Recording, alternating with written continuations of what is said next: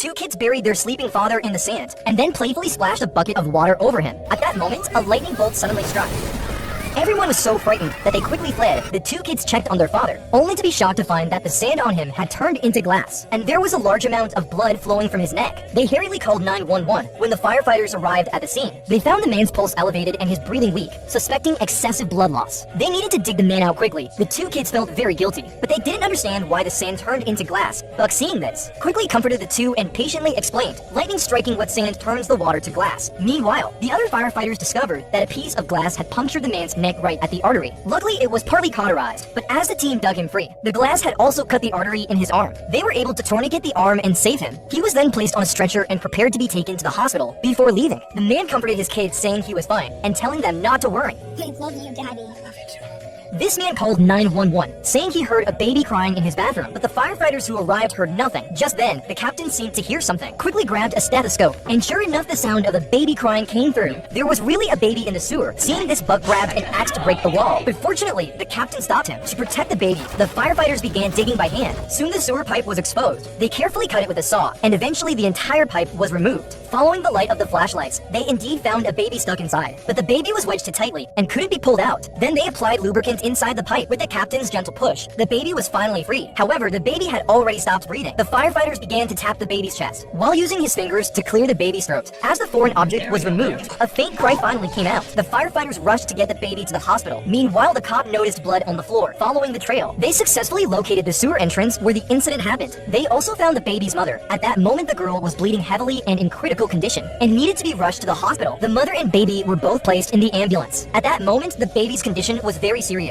The captain then took the girl's hand and gently placed it next to the baby. As soon as the mother touched the baby's tiny hand, the baby miraculously grabbed it and the situation began to stabilize. Seeing the innocent and strong little life, the girl shed tears of regret. The boy was just playing with a drone, but unexpectedly it alarmed half the city's firefighters. Everyone's faces were filled with shock, unable to imagine that a small drone could bring down a helicopter, which crashed onto the roof of an apartment building. At that moment, the helicopter was in pieces, with parts scattered all over the place. Even more despairing was that the helicopter's fuel was pouring into the building. Thick smoke was billowing inside the building, and a fire could break out at any moment. The firefighters had to act quickly. On the roof, Kelly and his team were trying to get the passengers out of the helicopter, but it was slowly slipping off the roof. The firefighters first secured the helicopter body, then began the rescue operation. Soon as the door was pried open, everyone was successfully rescued. Sherman and Otis found the propeller in someone's backyard. A woman was trapped underneath it, but the propeller was too heavy. The two of them couldn't move it at all. Otis had to go back for tools. At this moment, Herman said, Nice piece of jewelry, Daddy.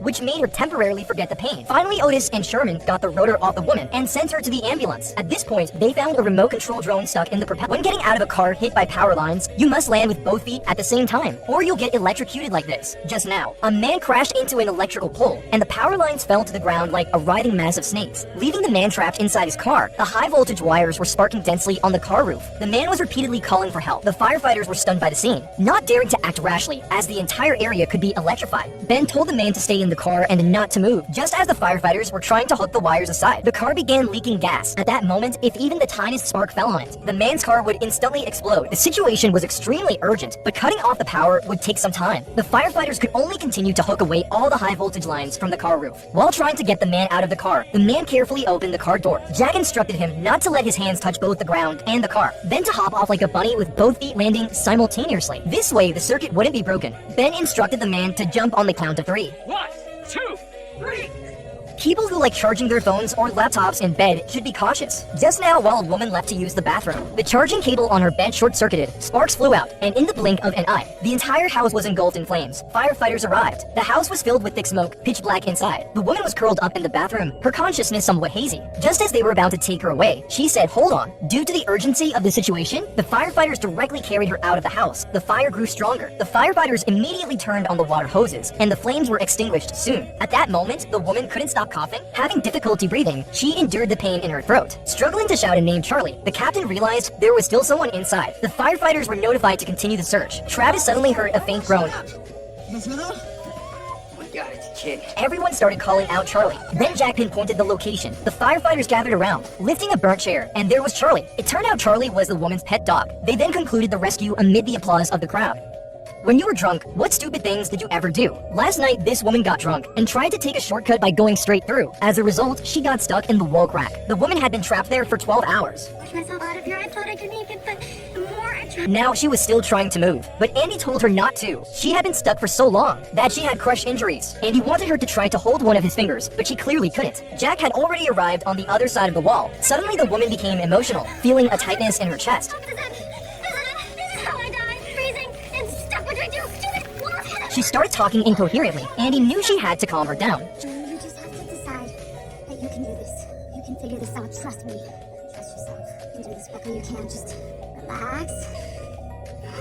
She then tried to use a crowbar to create some space. Jack waited for the right moment, following Andy's order. Jack squeezed out a lot of lubricant. Then Andy used all of his strength to pull the woman out. How serious is it to park in front of a fire hydrant once a fire breaks out? This is the consequence. Just a moment ago, a gaggle of drag queens were practicing dancing in their apartment until a firefighter opened a smoking door, and they realized there was a fire. The queens hurried to evacuate, and at that moment, the ladder truck arrived at the scene. A firefighter took out the fire hose, only to find a car parked in front of the fire hydrant. With the captain's permission, the firefighter grabbed a hammer and smashed the car window, threading the hose through the car. Feels good. Just then, a queen suddenly ran out from the 5th floor, frantically searching for her belongings. The firefighters couldn't stop her, and at that moment, an accident happened. Opening the door caused an airflow explosion. It threw Jack and Dean against a wall. Jack shook it off and carried the queen to safety. But Dean suffered a knee injury. With the help of their teammates who arrived, the fire was quickly brought under control, and they all eventually escaped safely. Somebody please help me!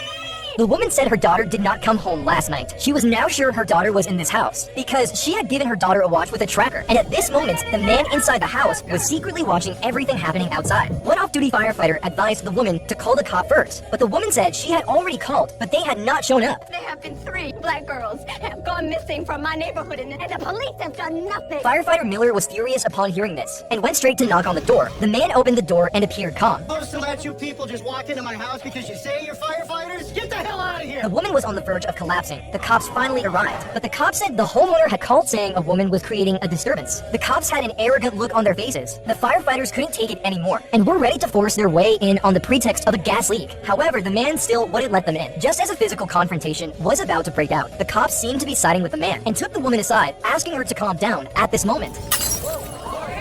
That is more than a gas leak. At that moment, a fire broke out inside the house. The homeowner was also choked by smoke and came out. The firefighters finally managed to get in. Miller discovered a hidden door. The girls were indeed there. They were successfully rescued, but the cop was still siding with the homeowner. He asked if the girl had seduced the homeowner. The girl's mother was inexplicably furious. The arrogance was all over the cops' faces. The homeowner began to distort the facts. Broke into my house and set fire to it. I want them arrested for trespassing and arson. Kids lie all the time. At this moment, the mother angrily rushed forward in front of her daughter. They pressed the woman's face hard against the car. Seeing the scene, Miller's anger was completely ignited. He rushed forward, but was tackled to the ground by the cop. Andy tried to step in, but was pushed to the ground as well. Andy's husband stepped forward to protect his wife. A group of cops actually pulled out their guns. This was a really sad moment. These firefighters risk their lives every day to protect the city, but what they got in return was injustice and violence.